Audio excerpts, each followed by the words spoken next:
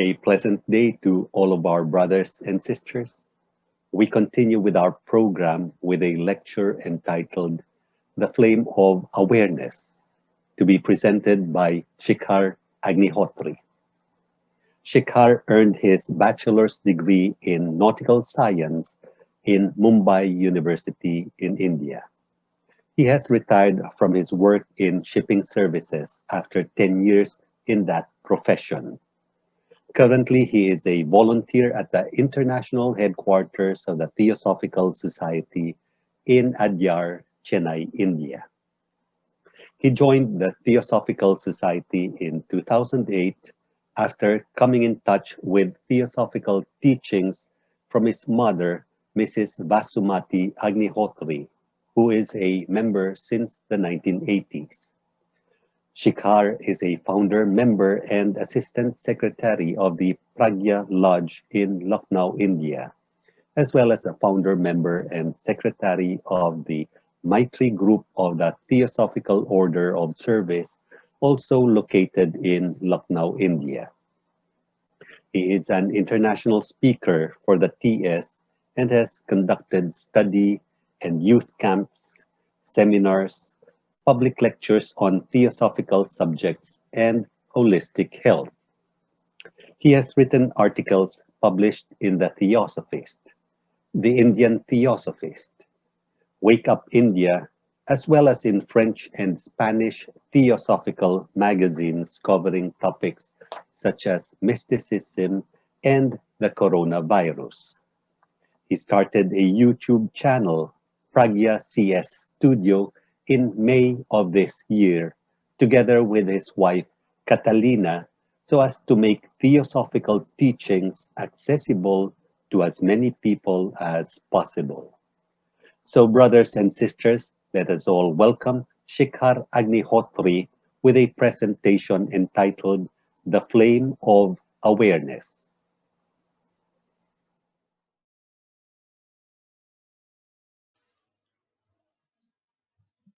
Gurur Brahma, Gurur Vishnu, Gurur Devo Maheshwara, Guru Sakshat Parabrahma, Tasmai Shri Guruve Namaha. Dear sisters, brothers, friends, good morning, good afternoon, and good evening, depending upon the continent of the earth you are on, and hearty greetings and good wishes from Adyar.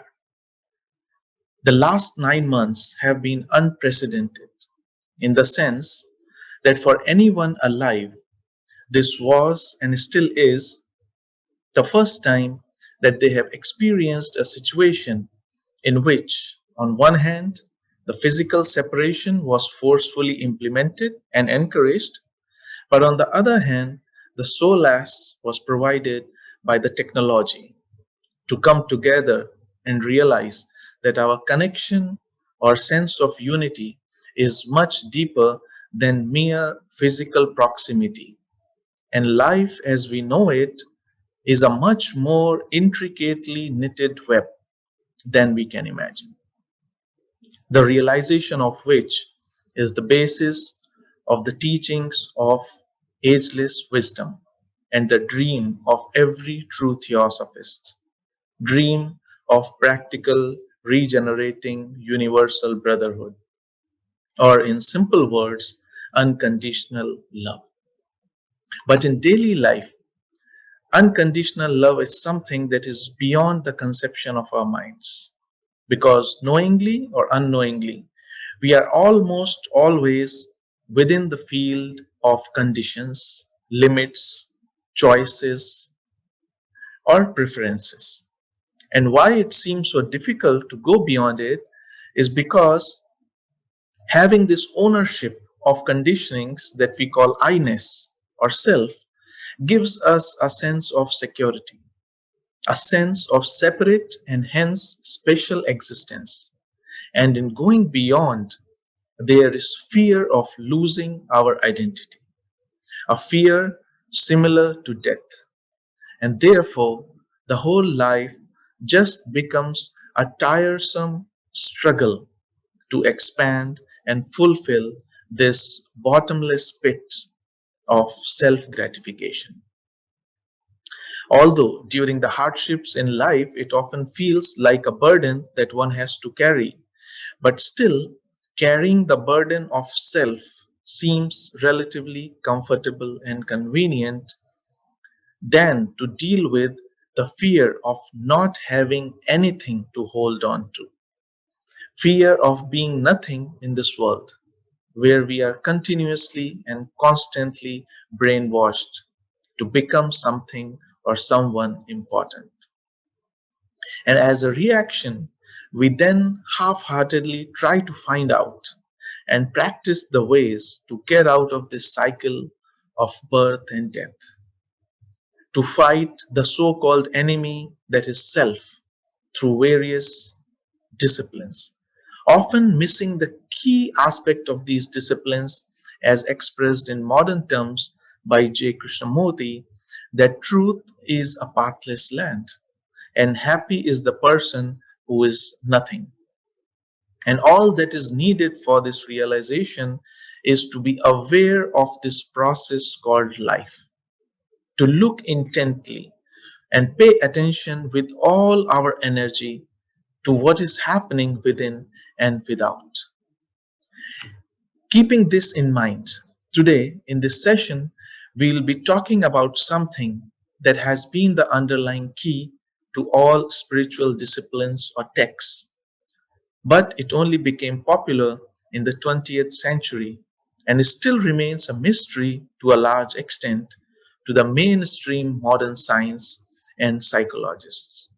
It is a subject that is at once the most intimate and the most enigmatic aspect of our lives, and to study which one has to turn inwards, become an introvert in the real sense of the word. Because the materialistic approach is to study the object, but the practical and therefore spiritual approach is to study the subject. Who am I? And it is in this respect that we come upon the words like awareness, consciousness, life, etc. But all these words are so frequently used as synonyms that it sometimes seems like a web of words in which we are caught. I'm not suggesting at all that we are going to get straight answers from what we are going to talk now. Instead, it is an invitation for everyone to find out for oneself how the flame of awareness brings about that transformation within and hence without, because this is a field of individual research and understanding. So let us try to see what meaning do these words carry in general. If we refer to the dictionary, consciousness means the state of being aware of and responsive to one's surroundings. Awareness means the state of being conscious of something, the knowledge or perception of a situation or fact. And life is always in relation to an object. If a being is conscious and aware of its surroundings, it is called alive. So, going as per these meanings, we can say that firstly, consciousness, awareness, life are more or less the same thing. At the most, they can be referred to as different expressions or aspects of the same energy.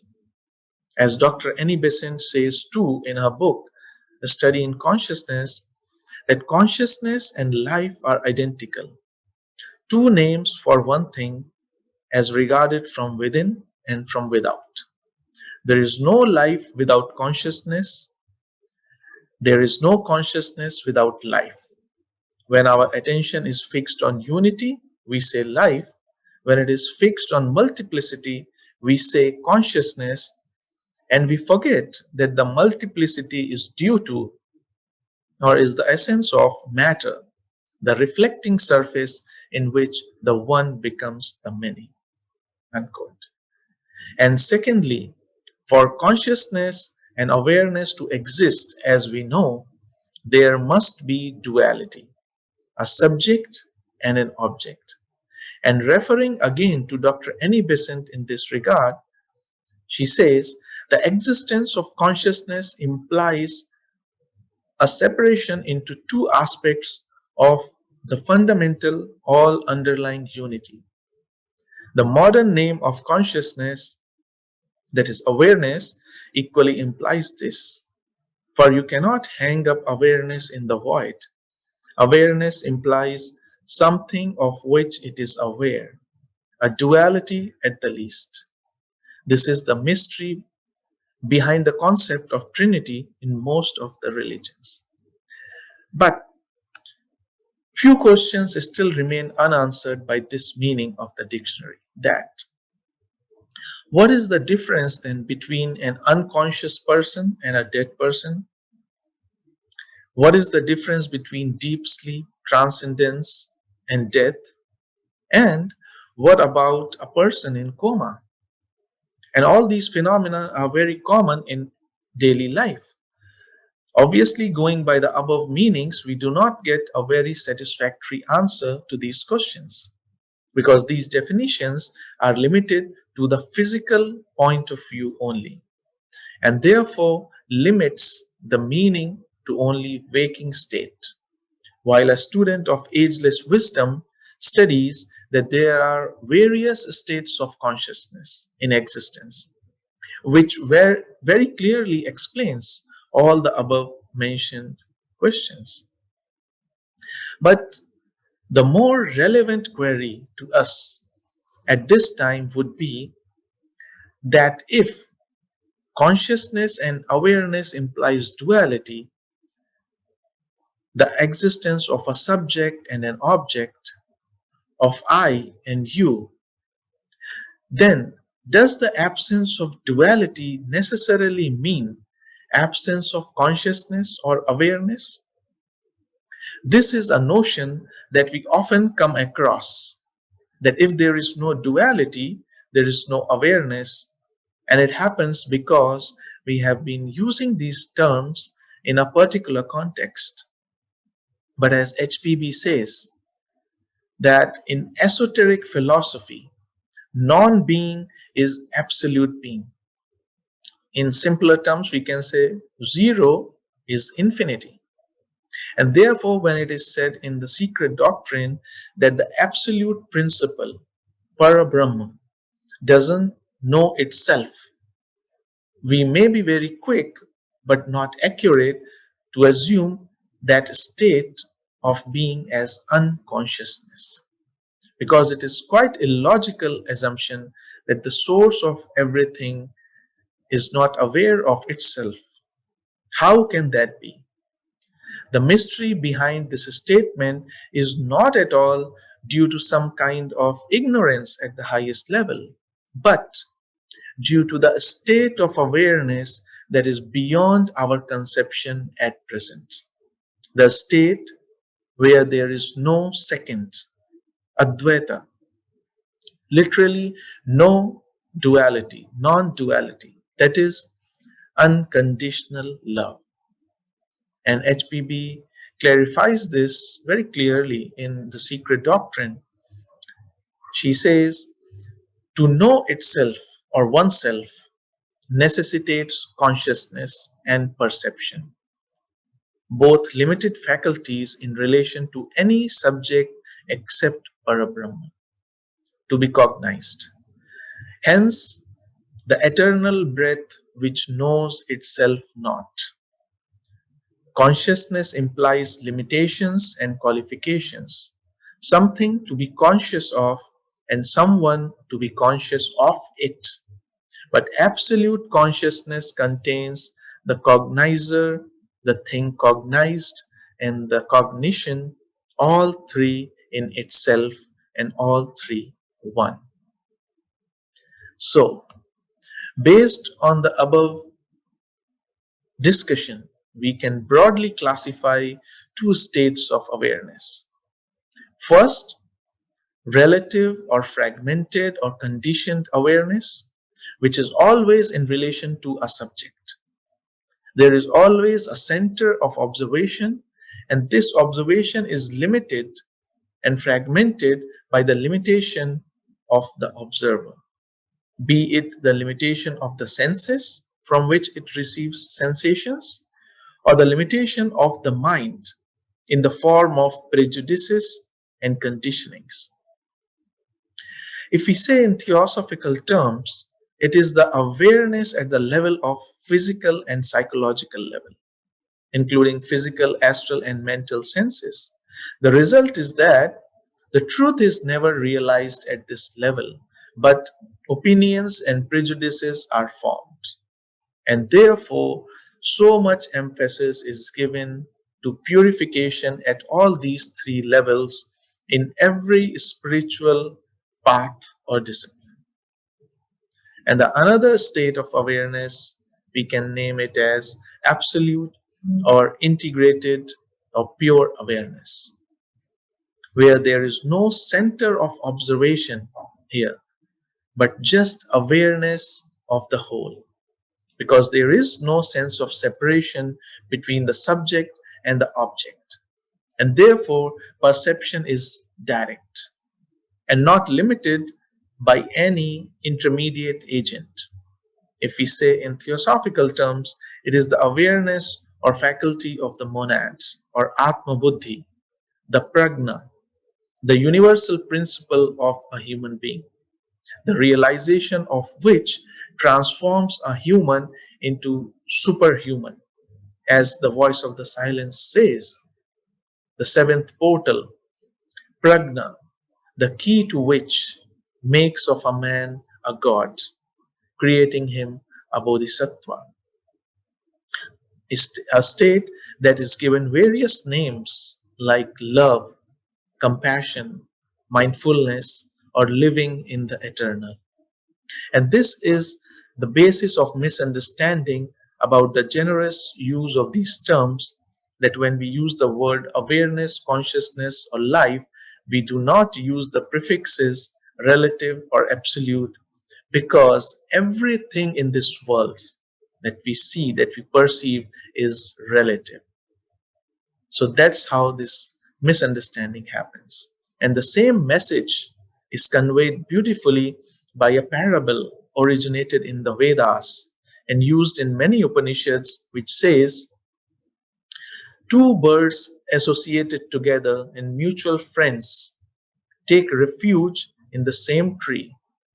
One of them eats the sweet fig, the other, abstaining from food, merely looks on. The bird that is eating the sweet fruit of this tree is the individual soul, the mind body complex, or in our case, relative awareness. The second bird is the Paramatman, absolute awareness, the spark of flame that accompanies every living being in the heart while it remains in the material world. The only difference is that one of these birds is busy enjoying the delicious fruit that is of the tree, and the other bird is not interested in eating anything. It is merely looking on, unconcerned and unattached. So there are two phases of experience going on in one's own body: an awareness that is very much involved, relative, and an awareness that is totally detached, absolute. And yoga means the dawning of this absolute awareness by burning away the dross of our psyche, of our personality, of our lower self. And this brings us to the poetic word of flame, which has been used often to give a hint of the state of awareness which is beyond the limitations or conditions. The reason might be that, firstly, even though when the flame burns, there is something more than that which happens. It does not just burn, it transforms. Whatever is offered to fire, a flame, it transforms it to a different dimension. And it transforms the coarser matter into a finer matter or rather energy.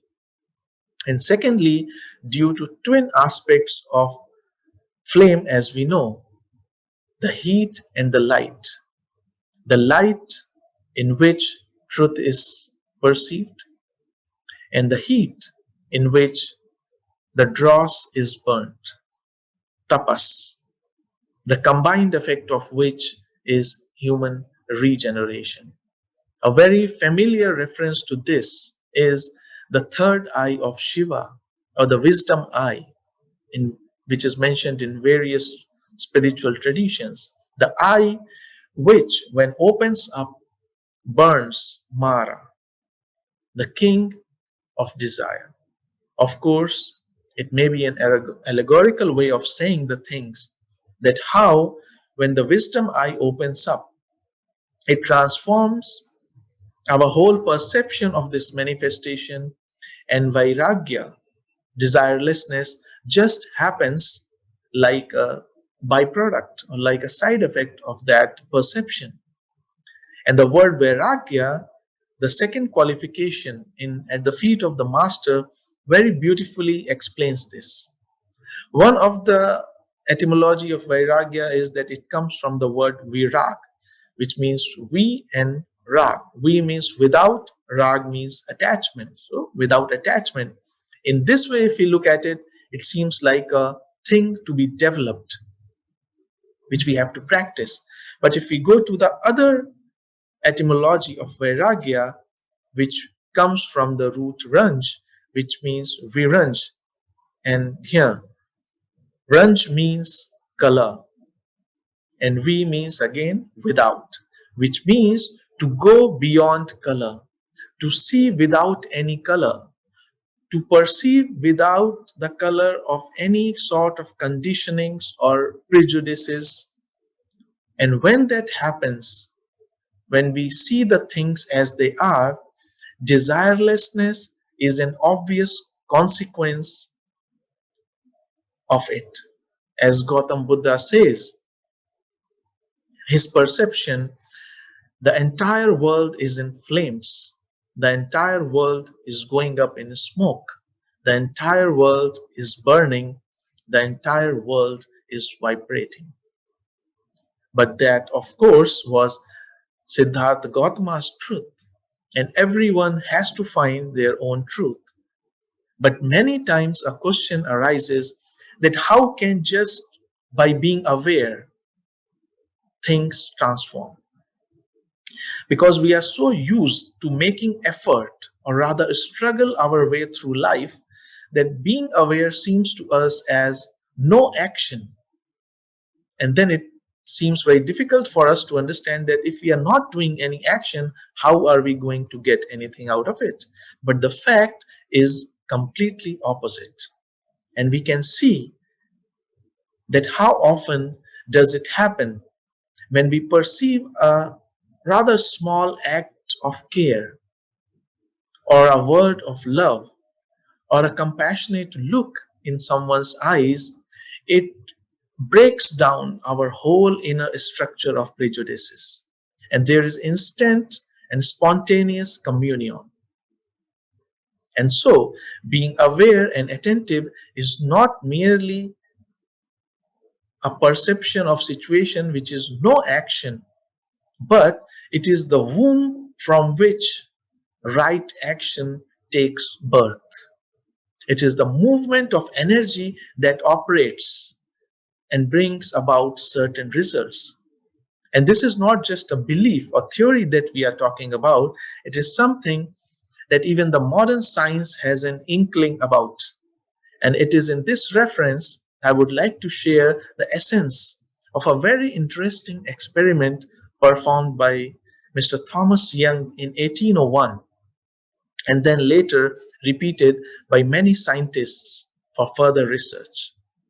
The essence of this experiment is that when very small particles like electrons or photons are made to pass through two slits, they form a pattern on the wall, opposite wall, giving the impression that they are behaving like a wave. And as you can see in the picture, in the image, on the right hand side. But if in this process we introduce an observer just before the slits, something very interesting and surprising happens. What happens is that due to the presence of this observer, there is no more wave pattern on the wall. Instead, there is only a pattern of a particle movement, as you can see in the other image, which means that the electrons have changed their behavior due to observation, mere observation, and now behaving like a particle instead of a wave, and hence the dual nature of wave and particle and the uncertainty attached to it in the modern science. So, being aware with all of one's energy and giving attention is not inaction or passivity, but a subtle form of communication, because everything in this universe is energy. Even the matter is convertible in energy. Matter is condensed energy, and energy is rarefied matter. And this exchange in energy is all the time happening within this universe.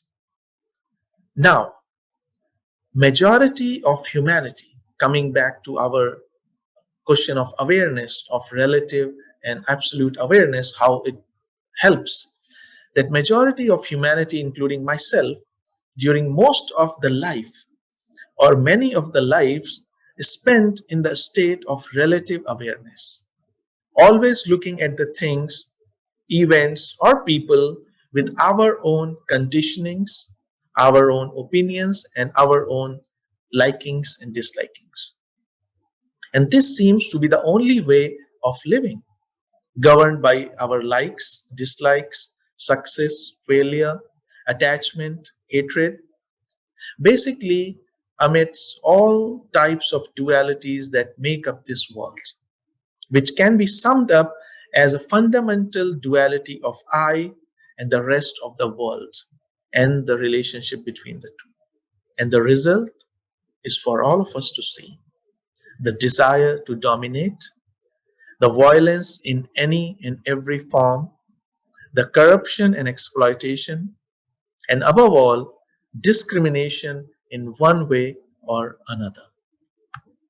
And it may sound strange, but the reason may be that one does not really want to know the unconditioned dimension of life, because this life, with its pain, suffering, and sorrow, but with occasional glimpses of pleasures and happiness, success, recognition, and achievements, makes us cling to this way of life. And we do not want to let go all of this so easily. We want to hold on to it till the last moment. And therefore, the fear of death becomes so significant and universal, death which snatches everything that we possess in a fraction of a second. And therefore, perhaps every effort that we do, even in the name of spiritual practice, to be free of self, the separate center, the self, the doer, is not only always there in the background, but in fact getting stronger, lurking in the background, ready to pounce back at the opportune time. But to those who have the slightest intuition based on their journey till now, there is another way of living, a way which is not of the mind, but of the heart mind. It is not love as we imagine it to be the opposite of hatred. No, but it is the love that is a quantum leap from the dual aspect of attachment and hate. It's a totally different dimension. The way in which the river does not lose its existence on merging with the ocean. Instead, the river becomes the ocean. The way in which the earth-bound caterpillar does not lose its existence. Instead, it transforms into a multicolor, flying, skybound butterfly. So, what is one to do? Because all this discussion about awareness is theory and quite interesting and important to know. But without the practical implementation, it is not of much use, as Maha Chauhan says in his letter, that to be true, religion and philosophy must offer the solution of every problem. So, looking objectively at the nature of awareness, we may say that awareness kills habitual or inattentive action. For example, if I may ask the question right now, whether any one of us is shaking their feet or fingers or knees unknowingly, if the answer to this question is yes for anyone, what happened when I asked this question? That is, when we became aware of this inattentive action. I assume, on the basis of experience that we all have, that the shaking of the body parts stops. It may start again later, that is a different thing. But the moment there is this awareness, it stops. And maybe to everyone's surprise, a very interesting fact is that studies by neurologists and cognitive psychologists indicate that a maximum of 95% of human behavior falls into the category of habits. 95%. Because basically our physical body, desires, emotions, and thoughts are the creatures of habit. And the most interesting and motivating thing, as we just discussed, as I understand, is that the so much talked about self, lower self, sense of separateness, egoism, is also fundamentally a habit. It is just a way of thinking that has developed or evolved over a period of time. And that is the reason that the flame of awareness may just dispel it, like the gust of wind scatters the clouds, making the sun of wisdom to shine again. Just like as soon as we wake up, the dream with all its ingredients vanishes as it never existed. It is like wiping away the dust of conditionings from the mirror of the mind. And the mantra of SMS, the study, meditation, selfless service in Theosophy, is given to get rid of the dust or the dross.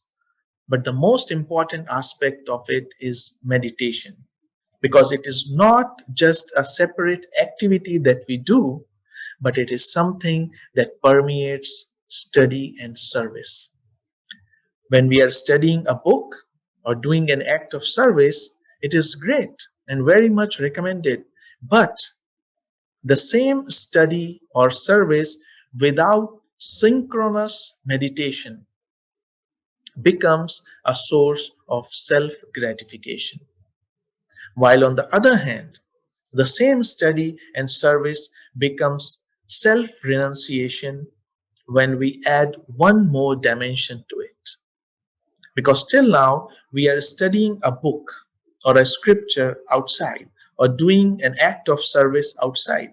But now, we also start the study of that book which all of us have.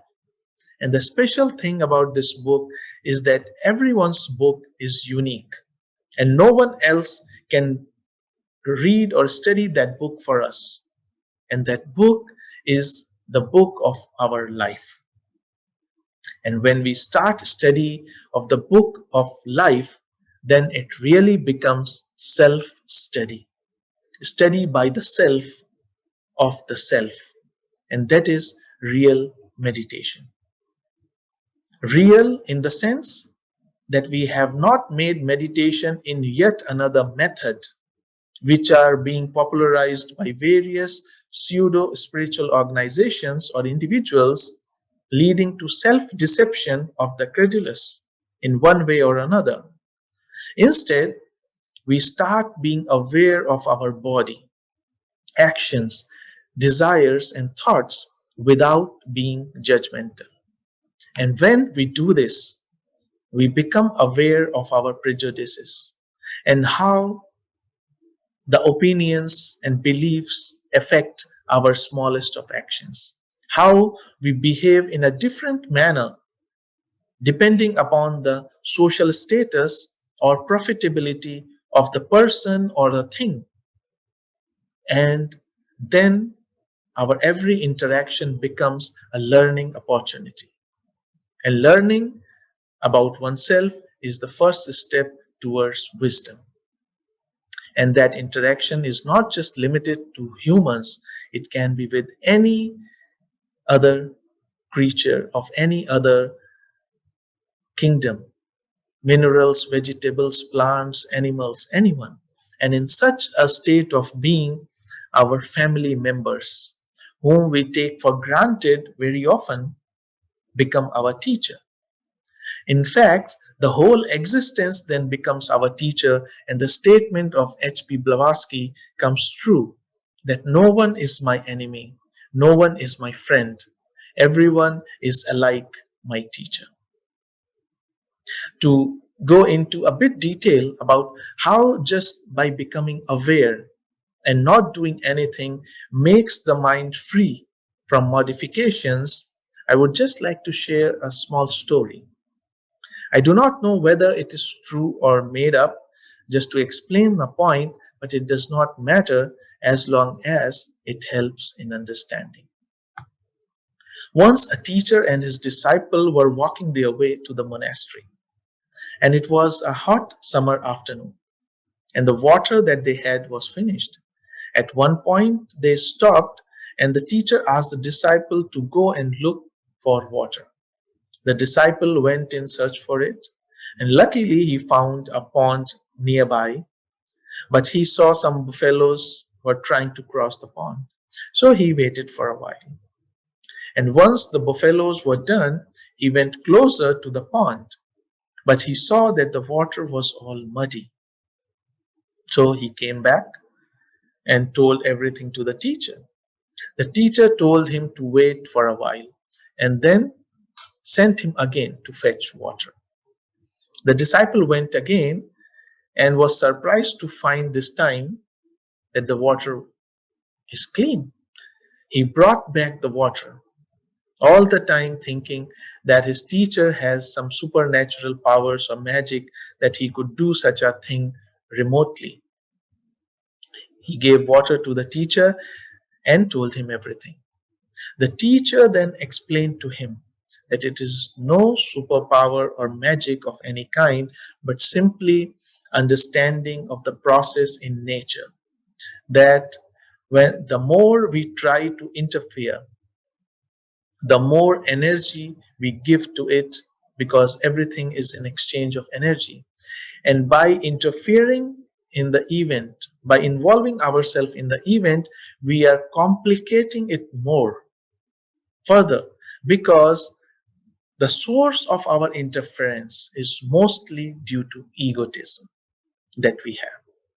But at the same time, whenever there is selfless interference, which is the outcome of absolute awareness, which is divine will in action, the harmony prevails and the solution or the action is holistic and right. Thus, gradually, when the contents of our subconscious or habits come to the surface and do not get the energy of the mind, they die down. And in this process, the dross of our personality is burnt by the flame of awareness, getting rid of conditionings. And this is the essence of yoga, is in any form, and not merely some kind of physical exercises or extra sensory perceptions which are advertised as yoga these days. When Lord Krishna says in Bhagavad Gita, skill in action is yoga, it is often understood as the output of the work. But the deeper understanding or deeper meaning is that when any action is performed with such absolute awareness, it becomes skill in action. And the efficiency is a byproduct. The output is the byproduct. The same thing Sage Patanjali says that yoga is ending of the modifications of the mind. And the modifications are the conditionings.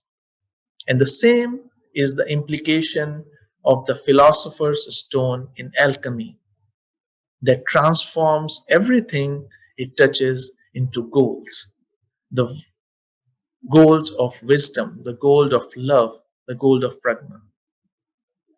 But let us dwell on the question of how far is it implementable to be aware, or practical to be aware in the hustle bustle of our daily stormy life.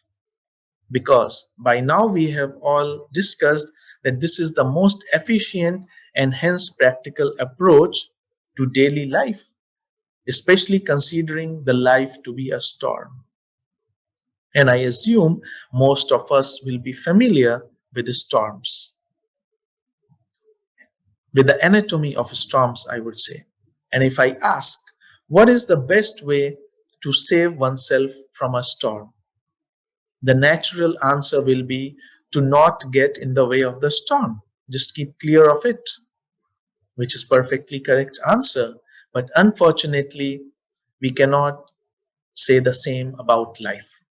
We cannot escape the storm of dualities that counter us at every day, at every moment of life. No matter where we go, what we do, it is always there. So, what is the other option? Those of you who are familiar with the anatomy of storms may know that there is something called the eye of the storm. It is right in the center of the storm, but as you can see in the image, but the weather in the eye is completely opposite to the weather outside, or the area which the storm is covering. The weather in the eye of the storm is absolute calm and peace. And the most remarkable aspect of this phenomena, as you can see, is that from an atom to a galaxy, the almost similar movement is followed everywhere in nature. From circumference to the center, from struggle to peace, from duality to unity. Using this natural allegory, we can see that in the struggle of our daily life, if we remain silent, not escaping it, not fighting it, not indulging in it blindly, just facing and seeing the situation as it is, something happens. That means if we are established in the center of our being, like a witness, as Lord Krishna says to Arjuna, we move beyond all dualities and a holistic action is born out of it. But the question arises how to be aware like that. Because in the surge of emotions, of desires, whether positive or negative, we tend to lose awareness. We tend to forget everything, which is the story of many of the aspirants of the spiritual life, because such has been our habit of reaction.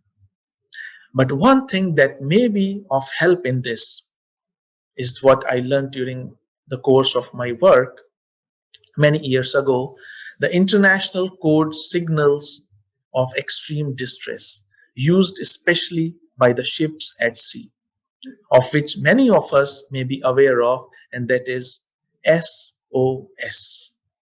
Although normally it is understood as save our souls or save our ship. But for our purpose, I would like to give it a different meaning.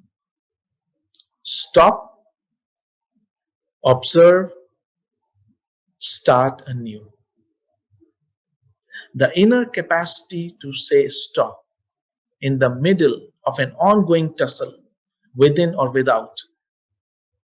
The reason being that the moment we say stop, we shift from the circumference to the center or a plane above the plane of the situation.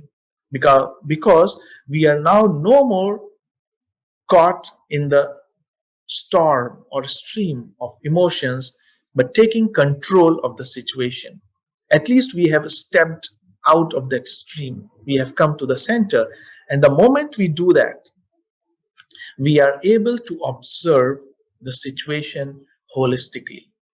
As Einstein says, that the solution of a problem cannot be found on the same level of the problem. We have to raise ourselves from that level to another level to have a holistic solution.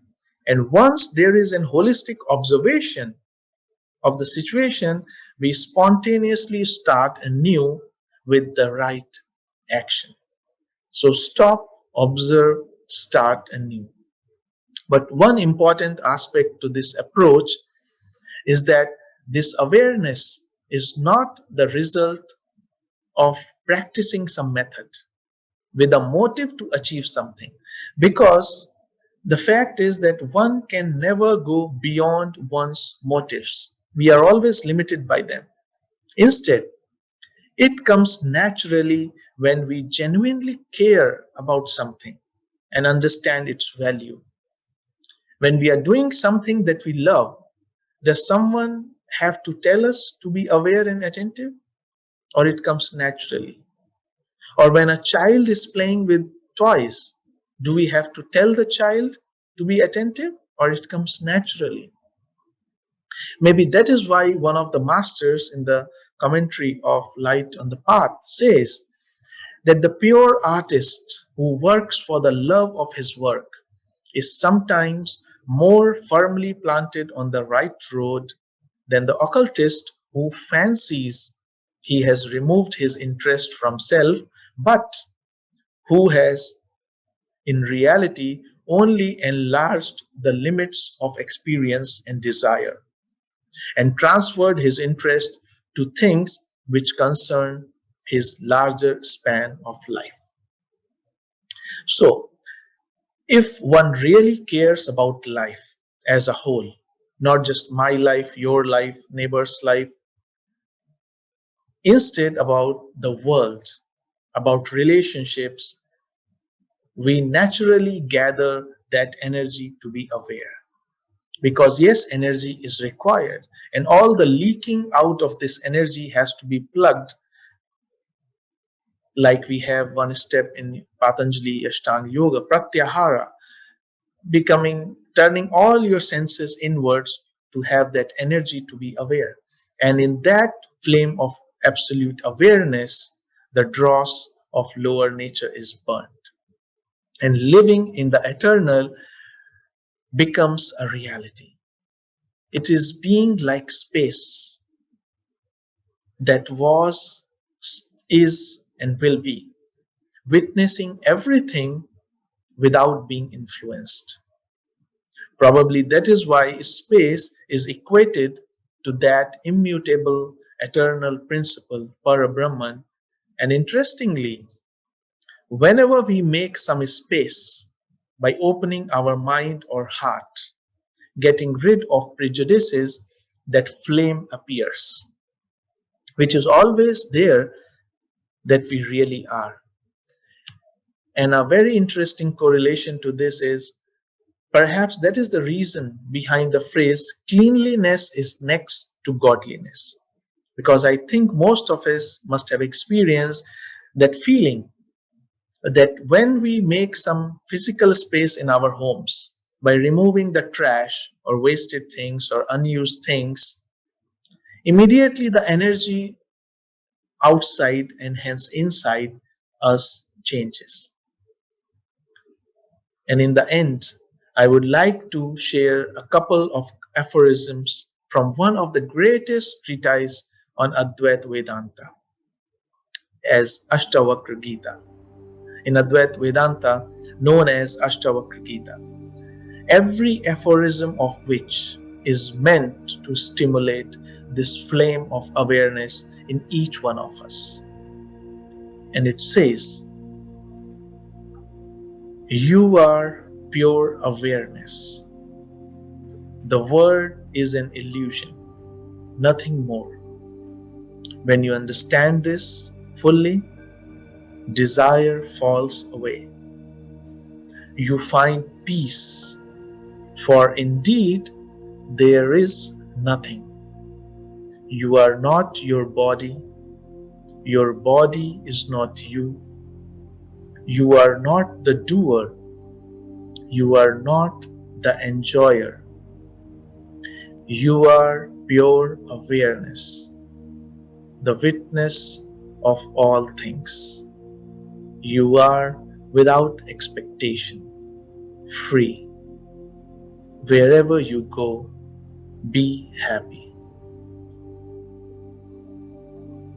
Thank you all for patient hearing and looking forward to meet you all. Namaste.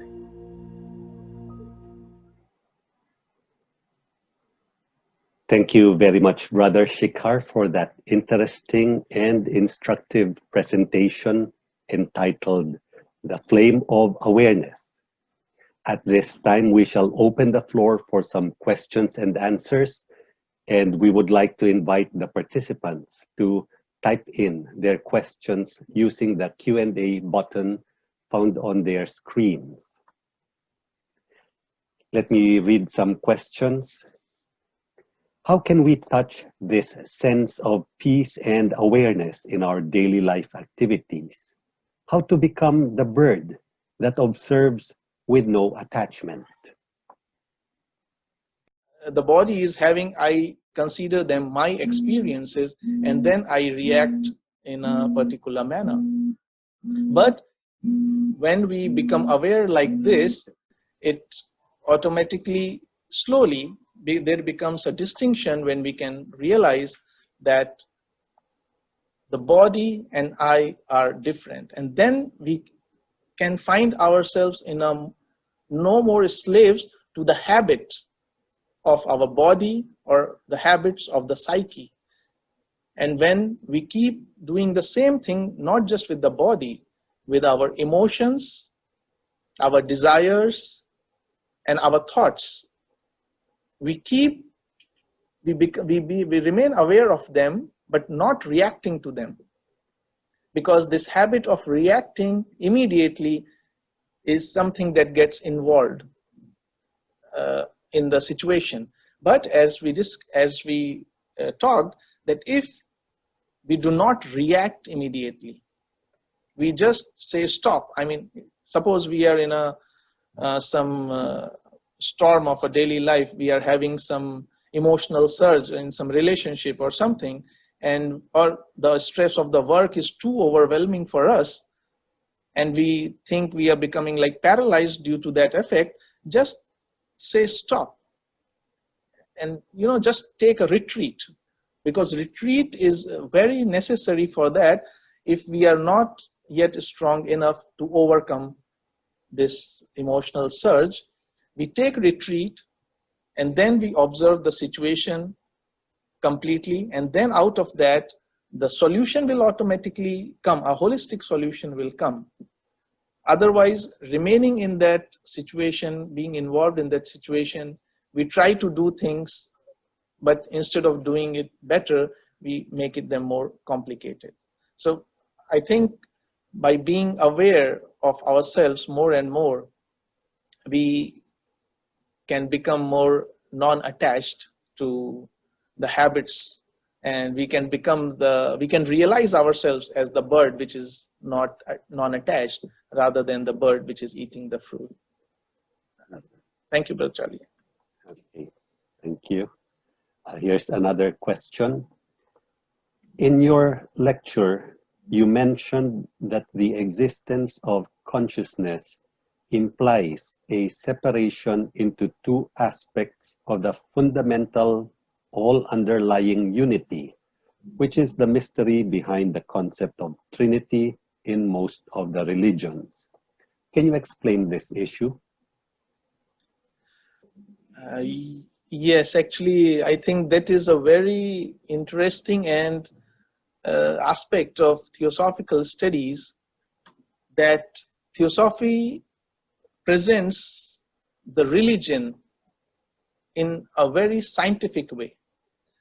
And so many things that a normal person, a person who is following his religious scriptures or texts may just believe, Theosophy gives an answer to it. And that's why I think I'm very grateful to have for Theosophy to come in contact with Theosophy, that all these answers that a person was believing earlier, now they get the reasons behind that. And one such concept or theory, we can say, that we have in almost all of the major religions of the world is the concept of Trinity. Whether it is in Hindu religion of Brahma, Vishnu, Mahesh, or in Christian religion, the Father, the Son, or the Holy Spirit. And there are other religions also which have similar trinities in manifested world. But we never question why three only? Why not four? Or why not two? So when we go back to the root and we read this secret doctrine, and H.P. Blavatsky says that whenever the unmanifested, immutable principle manifests itself, there always have to be triple aspect. There has to be three aspects to it. For example, if we take 0 to be a symbol of unmanifested, immutable principle, 0 means it is not in manifestation. But when it divides itself in positive and negative, so we have dual aspect. But where is the third one? The special thing, the interesting thing about this dual aspect is that these two aspects do not remain in isolation. They are always in a relationship.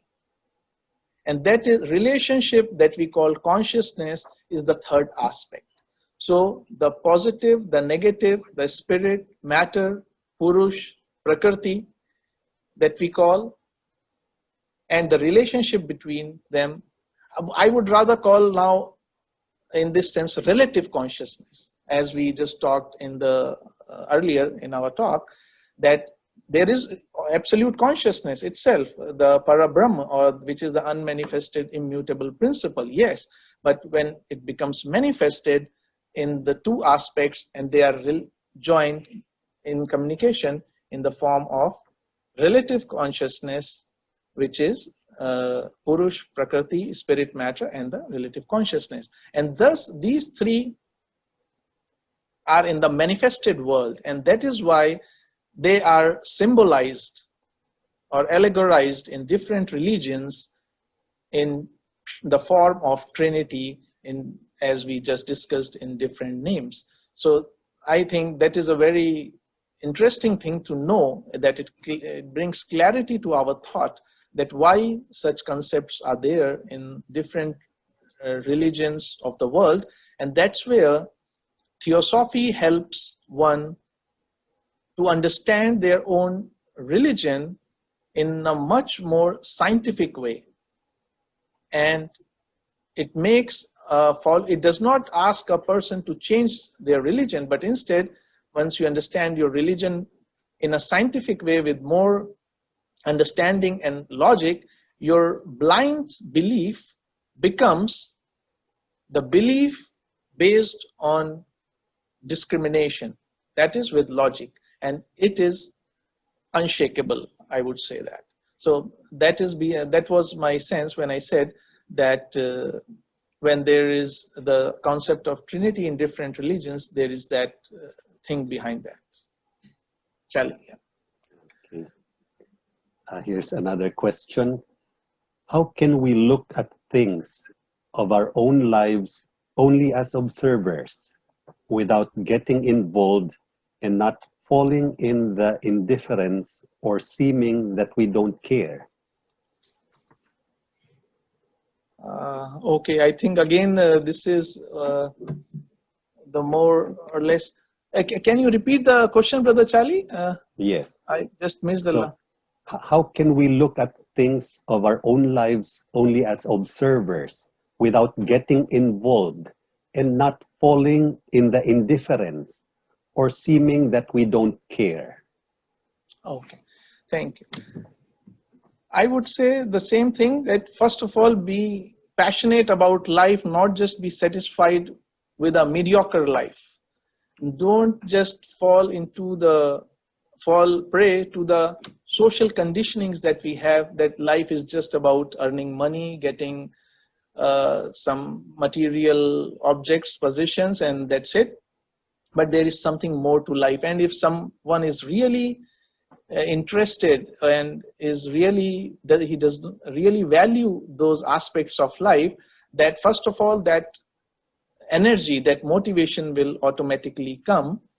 And to begin with, we can start doing our small actions of daily life with awareness, whether it is brushing our teeth or eating the food or any other small activity that we are doing. Because right now, most of the time, as we just discussed, that 95% of our behaviors, our actions fall into the category of habit. It means almost we are walking in a mode kind of a sleep. And this habit can only be stopped by awareness. One way is that we get a method and we replace one habit by another habit. But again, we are still, maybe this may be a better habit, but again, we are still within the range of habits. The another option is that when we are aware of our actions, the thing that is guiding our habit, our whole psyche, that is challenged. And at that point, we have the option.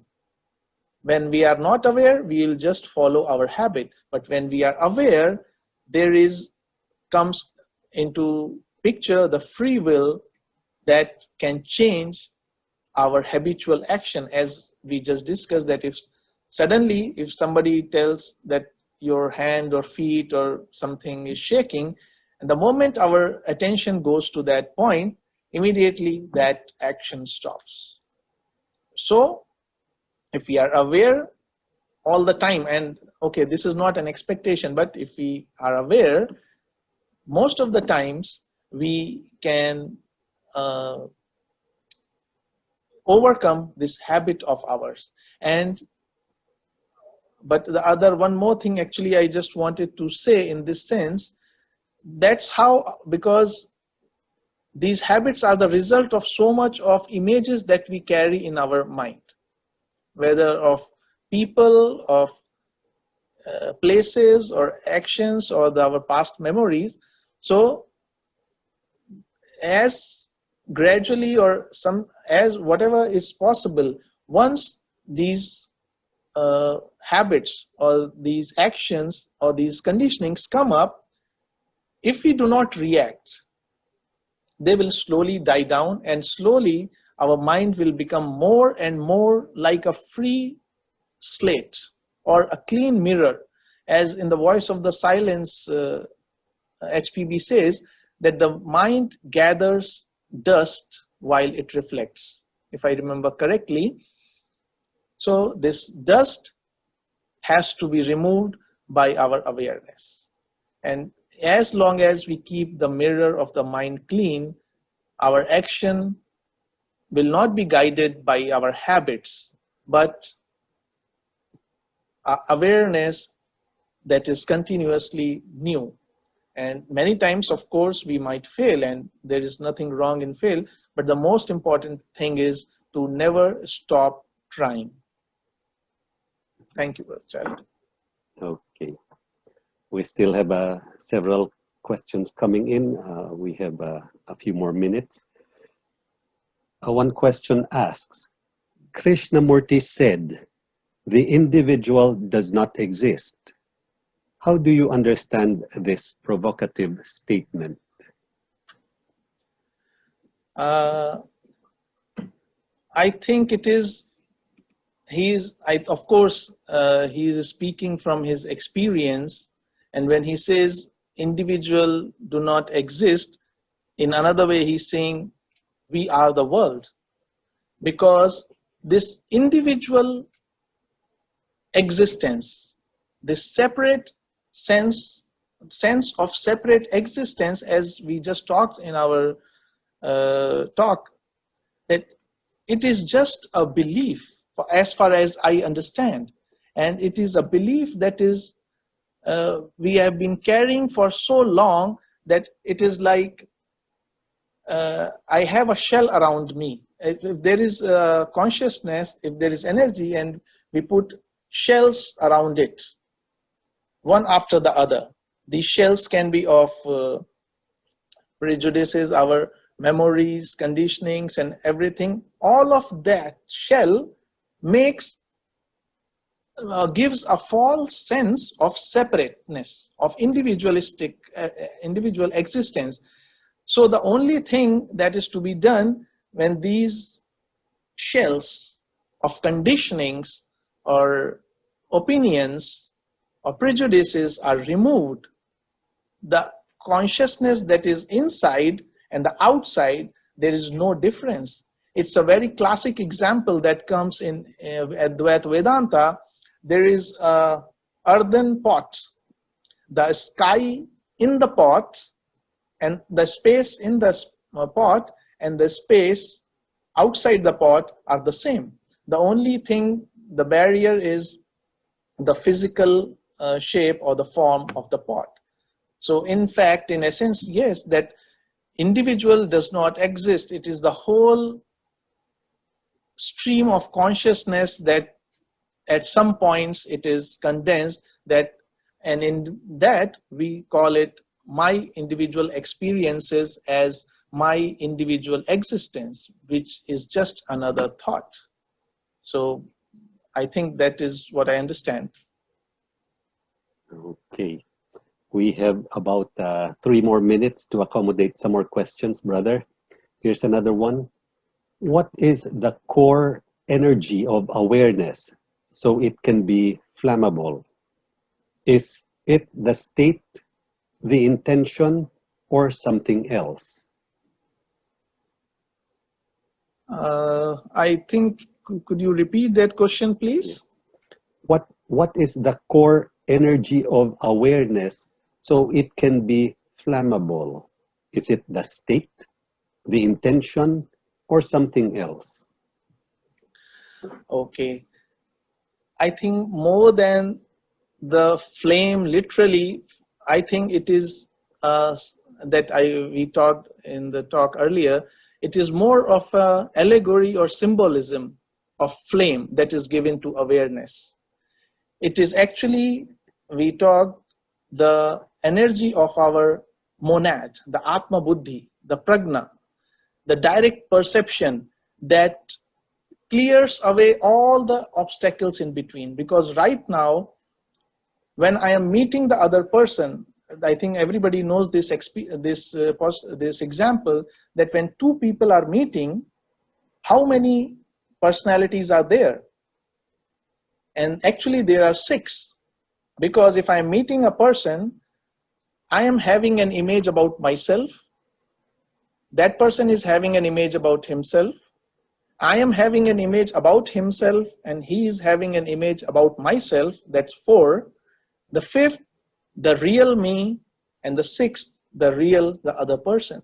So due to all these veils in between, we are never able to actually come into contact with the other person.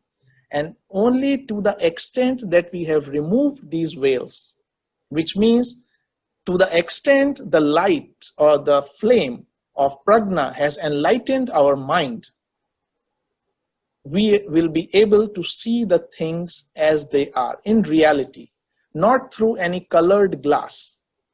That we discussed also is the meaning of the word vairagya, that to go beyond color. When we see without any colors of prejudices, we see the things as they are. We are no more blaming others for our suffering. We go within and we see, I am suffering because of so and so reasons. I have done so and so things. It is my desire that is the source of suffering, not the unfulfillment of desire. And so this, I think, flame of awareness is a very mystical way of saying it, just like calling it philosopher's stone that turns everything into a gold in alchemy. So that's what I think, that is the real source of energy of our monad, of our Atma Buddhi, that clears, once it enlightens our mind, it clears all the dross of our personality. Okay. Thank you, brother. There are still several questions here, but unfortunately, we have run out of time. So we'll have to thank Brother Shikhar for his presentation and for graciously answering the questions submitted by our participants. And of course, we also thank our team in Adyar for the technical support, as well as our translators for this session.